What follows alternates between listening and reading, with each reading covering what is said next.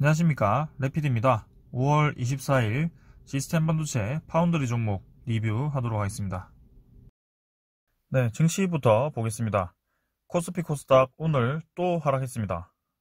코스피 0.4% 가까이, 코스닥은 1.8%나 내리면서 특히 진단키트나 바이오주 종목, 그 다음에 반도체 관련 기술주 종목 위주로 좀 하락이 나온 것 같습니다. 자, 지금 증시 분위기가 계속 반등이 나오지 못하고 또 짓눌려지는 모습이고요. 코스피 같은 경우는 21선을 돌파를 하지 못한 채 계속 이제 하락을 하고 있습니다. 그래서 아직까지는 61선 위에서 자리를 좀 잡고 주가를 형성을 하고 있는데 확실히 테이퍼링 가능성에 대해서 좀 얘기가 나오다 보니까 웬만큼 외국인 투자자가 매수를 하지 않는 것 같습니다. 그래서 계속 이 외국인 투자자 매물이 나오면서 코스피가 눌려지는 것 같고요. 지금 벌써 한두 셋, 넷, 다섯, 여섯, 일곱, 여덟, 9일 연속 매도가 나왔고요. 금액만 하더라도 사실 4월 말부터 하면 10조 이상 좀 잡힐 것 같습니다. 그래서 그 기관이 방어를 좀 해줘야 되는데 한 번씩 이렇게 들어오긴 합니다만 외국인 매물을 다 받아주진 않고요. 그 받아주는 주체는 개인이죠. 그래서 주가가 상당히 좋지 않게 진행이 되고 있다. 확실히 이제 테이퍼링 언급으로 힘이 좀 빠지고 있는 모습이고요. 이전에 올라갈 때랑은 다르죠. 지금 이때 올라갈 때는 반도체, 그 다음에 2차전지, 자동차가 모두 급등을 하면서 올라갔는데요. 이제는 그게 다 고점 위치에 좀 위치를 하고 있고, 사실 한 파동 더 올라갈 수도 있다라고 저는 생각을 하고 있지만, 쉽지 않게 수급이 이렇게 외국인이 이탈을 하고 있습니다. 자, 이 이탈은 저는 6월 이 옵션 만기일까지 계속 이런 추세가 이어질 가능성이 높다라고 생각하고요. 그 이후에 다시 한번 외국인이 매수로 전환을 한다면 한번 힘을 받을 그런 생각이 듭니다. 코스닥은 매우 좋지 않게 진행이 되고 있고요. 반등을 하지 못한 채 흘러내리고 있습니다. 그래서 고점을 점점 낮춰가면서 하락하고 있다는 점은 상당히 좋지 않다라고 생각이 되고요.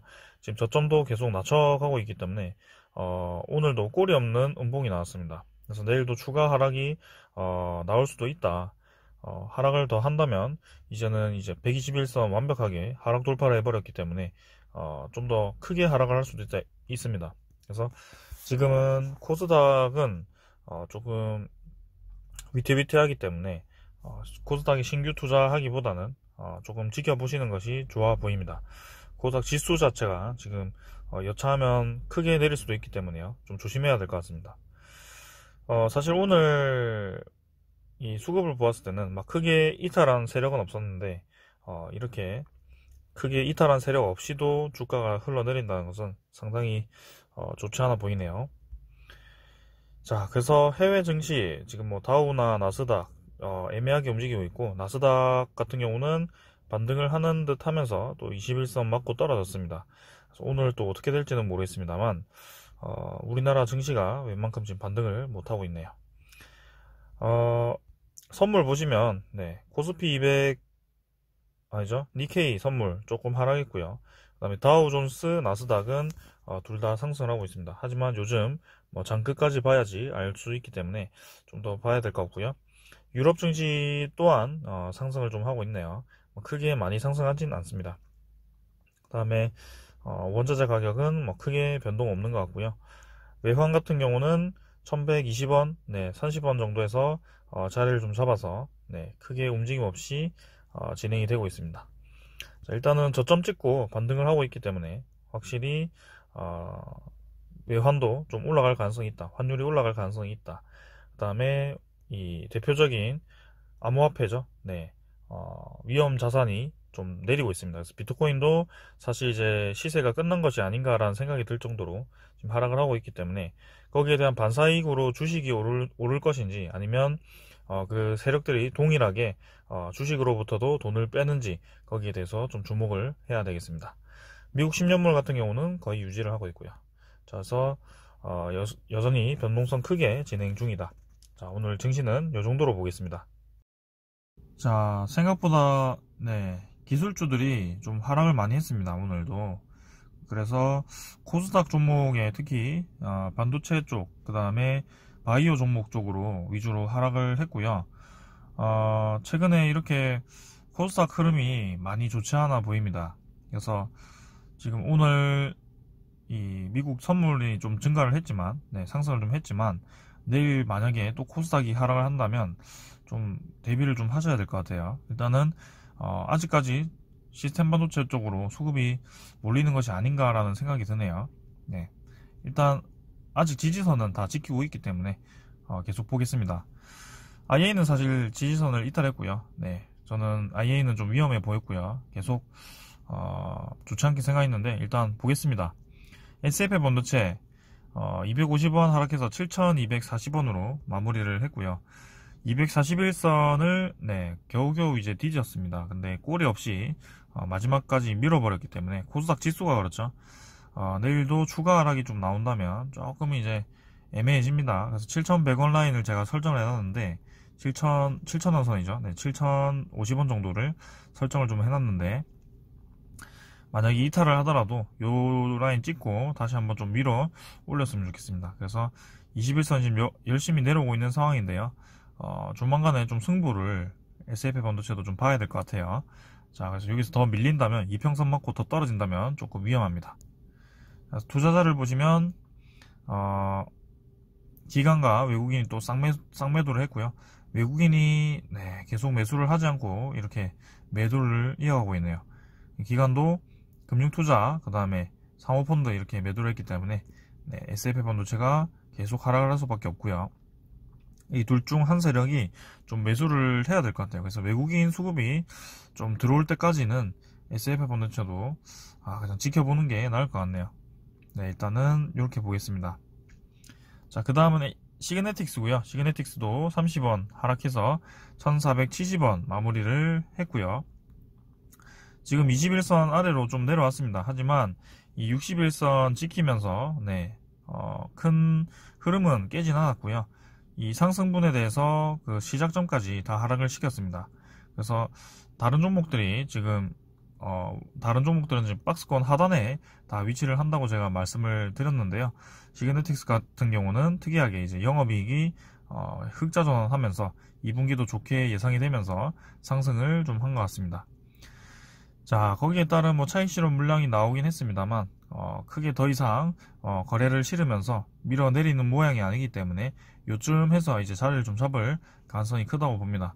만약 코스닥 지수가 폭락을 한다면 더 하락을 할 수 있겠지만 조금 경계를 해야 되긴 하겠습니다. 지수는.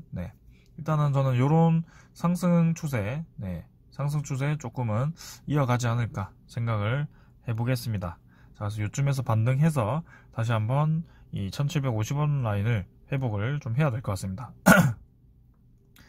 자, 외국인은 17,000주, 18,000주 매도했고요. 뭐 크게 움직임은 없네요.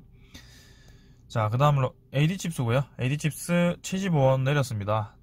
AD칩스도 나갈 듯 하면서 또 이렇게 하락을 해버렸고요. 바닥 근처에서 자리를 잡았습니다. 그래서 얘도 SFA 반도체와 비슷하게 여차하면 121선을 하락 돌파하고 이 박스권 하단까지도 다시 한번 도달을 할 수 있을 것 같고요. 뭔가 이 시스템 반도체 쪽에 수급이 빨리 돌아와야 될 텐데요. 죄송합니다. 목이 자꾸 가가지고. 자, 그래서 내일 좀 반등이 있어야 될 것 같습니다. 저는. 그래서 반등 없이 만약에 더 이렇게 하락을 해버린다면 시스템 반도체도 잠깐 이탈을 할 가능성이 큽니다. 여기서. 그래서 조심하셔야 된다. 외국인이 오늘 매도하면서 좀 주가가 하락한 것 같은데요.